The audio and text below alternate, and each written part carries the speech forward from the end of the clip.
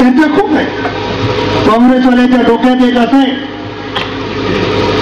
की मुस्लिम समाजाला किंमत नाही दिली, त्यांना विचारलं नाही तरी मुस्लिम समाज मागे लावून आम्हाला मतदान करतो. माझी उमेदवारी जाहीर झाली, किमान 1000 लोकांनी हार घालून स्वागत केलं. त्याच्यामध्ये 200च्या वर मुस्लिम बांधवांनी माझं स्वागत केलं. आज मुस्लिम बांधवांना काय पाहिजे? आपलं संरक्षण करणारा माणूस पाहिजे. म्हणून मुस्लिम बांधवांना सांगणार आहे, मी जर खासदार झालो तर या नांदेड जिल्ह्यामध्ये कुठल्याच समाजाचा दंगा होऊ देणार नाही, ही भूमिका घेऊन राहणार. हिंदू असेल, मुस्लिम असेल, दलित असेल, एकोप्याचं वातावरण नांदेड जिल्ह्यामध्ये निर्माण झालं पाहिजे. नांदेड जिल्हा एक आदर्श. कोणता आदर्श? फ्लॅट घ्यायचा नाही, नाही तर मी म्हणून आदर्श म्हणल्यावर तुमच्या डोक्यात वेगळे तो आदेश आपण काढून टाकला. हा, घ्यायचं नाही. स्वतःला नेते समजणारे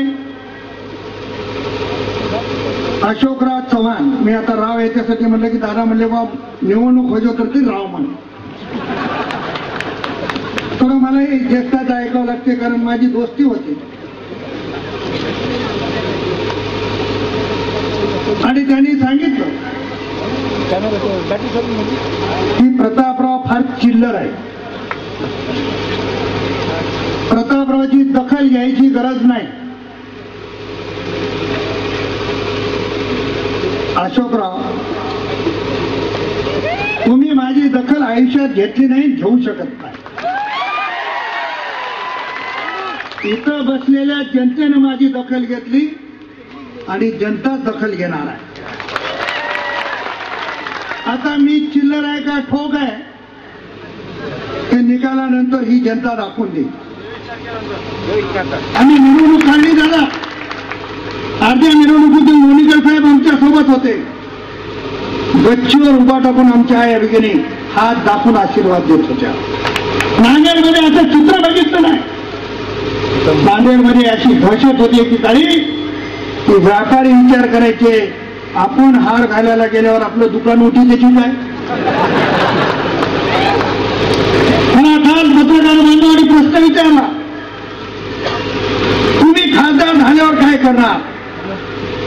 मी त्यांना सांगितलं काय करणार आहे तर झाल्यावर सांगितलं, पण नांदेड मध्ये कोणाचं दुकान उठणार नाही, हा पहिला अजेंडा आहे.